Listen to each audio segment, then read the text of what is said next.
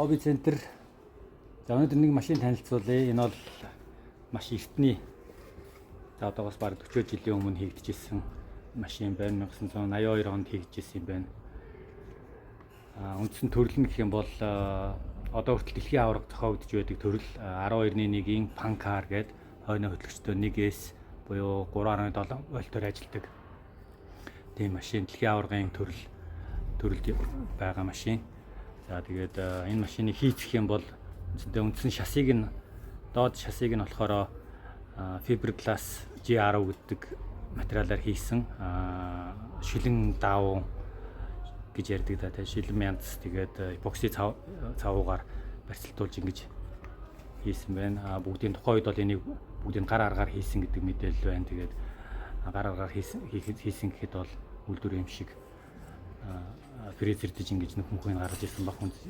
Доод шаси бол Fiberglass шасийн үнцэнд 2 мм, upper deck нь дээд тавцсан бол 1 мм-ийн ийм зузаантай. Одоо бол бидний карбон шаси бол ойролцоогоор 3 мм-ийн зузаантай байгаа гэдэг шүү дээ. Тэгээд хойтлын тэнхлэг эдрэг бол үл хамаарах дифференциалтай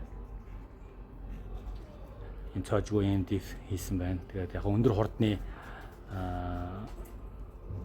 өндөр хурд гаргадаг болохоор цоожлохгүй ингэж хийсэн байна. Энэ хийцийг бол ер нь бол хийхэд бол маш хялбархан энгийн харагдаж байгаа. Билээ одоо бол юм хөгжсөн юм чинь бүгдийн CNC-дэд компьютераар гаргаад хийчих болохоор харагдаж байна. За тэгээ энэ машины speed controller гэдэг ийм тухайн үед хэрэглэдэг байсан speed controller болохоор за яг энэ ингээд энд нь серво хийгээд сервоны хөдөлгөөнөөр одоо ийм 5 ийм байрлалын хурцгуур нь одоо бидний хэрэглэж байгаа speed controller ямар байдаг вэ? ESC ямар байдаг вэ? Одоо энэ бол тухайн үед бол ингэж мотор руугаа хүч дамжуулдаг байсан байна. Энэ сонирхолтой юм эртний эдлийн машин. За энэ машин чинь энэ машиныг судлаад үзэхээр Америкт, Англид ч юм уу энэ машин бүх юмтайгаа хуучныхаа бүх юмтайгаа нэг $400 орчмоор зарагддаг юм байна. Тэгэхээр яг хөө эртний эдэл гэдэг утгаараа бол тийм үнэтэй байгаах.